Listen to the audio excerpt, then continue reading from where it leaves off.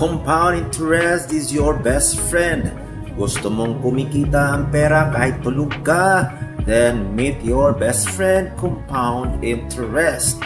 Welcome back po sa MoneyWise tayo. Ako po si Ictus Bay, and today pag-uusapan po natin ang isa sa pinakamapangyarihang konsepto sa mundo ng pera, compound interest. Ito yung sikreto ng mga mayayaman na hindi tinuturo po sa school. Compound interest means your money earns money and then that money earns more money over time. Yan po yung ibig sabihin sa compound interest.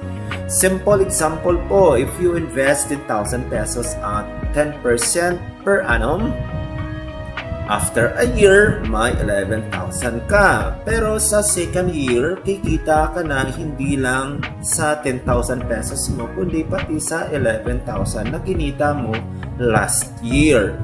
That's interest on interest, the power of compounding.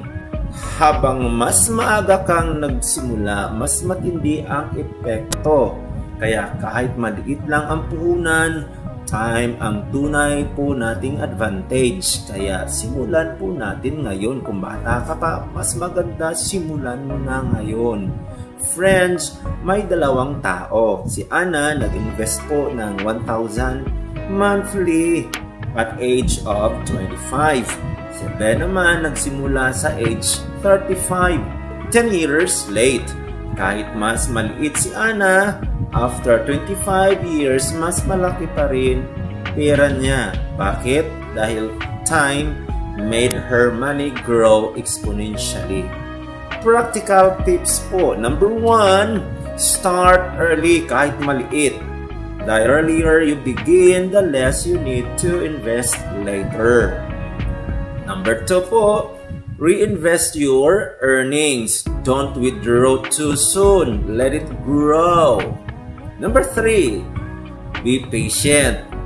Wealth doesn't grow overnight. It grows silently.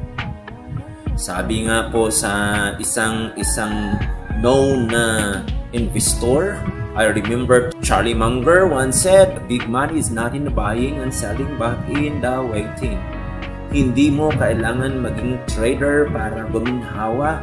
Kailangan mo lang ng disiplina, consistency at panahon. So the earlier you start, the better po.